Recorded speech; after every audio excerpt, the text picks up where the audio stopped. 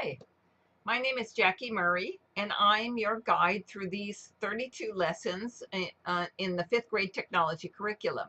I'm with Ask a Tech Teacher, and you can find lots of help on my blog, askatechteacher.com, on topics in the curriculum, extra lesson plans, how-tos, videos, all sorts of stuff. Oh, and you can also reach me there.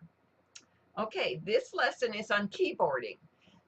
So this one isn't so much intended to be consumed in a 45-minute lesson as to lay the groundwork for how you teach keyboarding throughout the year.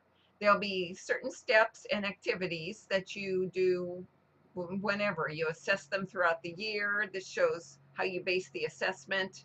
This you'll give them important keys assessment. You'll give them blank keyboard assessment, different things like that that help them make a lot of sense out of the keyboarding program. So it becomes part of what they're doing, not just, okay, we had our keyboarding lesson, we're done. In vocabulary, you want to use the appropriate words, especially by fifth grade. They know all of these.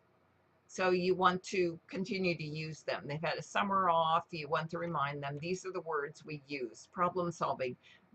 They know how to solve all these. They've had the same ones for the last couple of years. So you expect them to solve these. You can certainly remind them. You can also ask them, how did they do it in the past? Have they asked a neighbor? That sort of thing, to get them thinking about, okay, I am a problem solver. I can go outside my comfort zone and figure out how to make this work. No new skills here. By fifth grade, they're on speed and accuracy. They're on to touch typing, but that's not new to them. So they're going to scaffold the basics of keyboarding skills, as well as speaking and listening, because we're going to go over their evidence board a little bit here. Okay, how do I use the keyboard to share ideas? Keyboarding is a tool for more rigorous learning. It's not a skill like downhill skiing. It's a skill that teaches them how to better do other things. It in no way no one sets out to be the world's greatest keyboarder, and that's their goal. There's no Olympic sport for that. It's just one of those things that the better you are at keyboarding, the easier your education journey is. And lots of other topics too, but we'll stick with the education one. Assessment strategies, you have lots of them because there's a wide variety of quizzes, assessments, ongoing tests that you can give students to see how they're doing with their keyboarding. So you'll see them here. Plus applying keyboarding to their higher order thinking, that they're not just trying to type with speed and accuracy. They're learning to type so they can think and type at the same time. So they can type three pages in a seating without being able to stop, without having to stop, because their mind is just working. So that's what you're going to go through here with assessment strategies. Be prepared. You're going to pretty much the same ones we talk about every week, but you do want to have the speed and accuracy quiz available if you're going to give that benchmark today. You're going to, let's see, ask grade level team and parents if there are any tech problems you can help with. This is a good one because fifth grade, you talk a lot about integrating technology into life. So you want to, did anything stump you? Is there something quickly we can talk about or carry it over after school?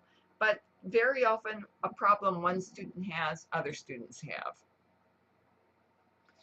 Collect words. So when you're talking, if certain words like touch typing students don't know, add that to the list you're going to use for the Speak Like a Geek board presentations. So you're going to need those somewhere around the middle of the year. Students are going to start those presentations. So you want a list of words that are authentic to them. Okay, have them practice their keyboarding. 3 to 5 minutes as class warm-up, just practice their keyboarding to get them started. So you have these general posters to get students reviewing their keyboarding thoughts, that this year they're continuing speed and accuracy, they're beginning work on speed, and touch typing. These are the general topics. These are tips they became good at by second grade, and now you're just reminding them. Posture right here, just to remind them. These should be habits. They shouldn't be sitting down at the keyboard and putting their feet on the desk. They should know exactly how they're going to sit at the keyboarding. So you're just reminding them. Same with their hand positions. You're reminding them how their hands are. They're curved over home row so they can spring up or down. They don't move the hand around, they just move the fingers. Discuss their goal this year, which is 30 words per minute. By 30 words per minute, they must know where the keys are. They can't type that fast and still be hunting around for different keys, key placement. So you're very quickly gonna know. And students should be aware of that. If they're going too slowly, it's because they're still looking for key placement. So you're going to do a benchmark speed and accuracy quiz, much like what they did in 4th grade, based on these sorts of things. Everyone's going to get an A on it because it's the benchmark, but from here on, their grades will be based on improvement. So discuss this with them. It's the same as they did cover already in 3rd and 4th grade, so they're not going to be surprised by it. You might prefer rather to take this typingtest.com online test. It's up to you, whatever works better for you. I like doing it from a paper because then students also practice their word processing. They practice finding word count on the program, different skills like that, where the typingtest.com does it all for them. Okay, when that is done, review the parts of the computer if necessary. They're going to be assessed on these important keys, so have them think about that, be prepared. There's a quiz at the end of this unit, this lesson, where students can start filling those in. It'll have all of this except the name, so they'll know exactly what you're pointing to, but what key is that? So they need to be aware of what those are. Most of these keys are accomplished with the little finger because they're on the outside of the keyboard. Okay, exit ticket is a poll done in Poll Daddy or Google Forms or any poll program, and then ask them which of these reasons fits them. You might have it as a drop-down list or whatever you want. But which fits them. It'll be interesting to see what they think applies to them. And here's they can fill this in by themselves or in a group. It's a little challenging, but actually this one has it pretty well filled in what it's going to be, so it's not terribly challenging. The blank keyboard is, though. And then here's a couple articles for you, just to help you as you're teaching keyboarding. This is a constant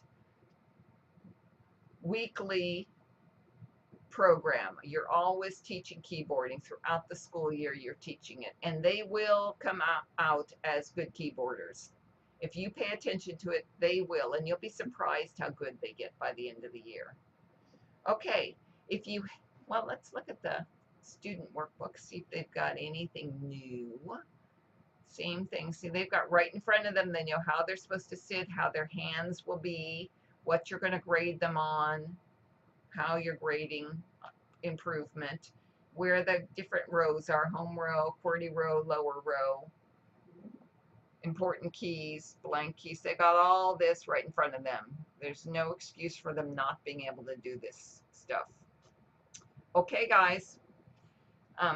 Do add questions to the discussion board. I'd be happy to answer them there, or show up at office hours on Sundays, and I'd be happy to take your questions then. And I can also do some screen shares if it's something like that.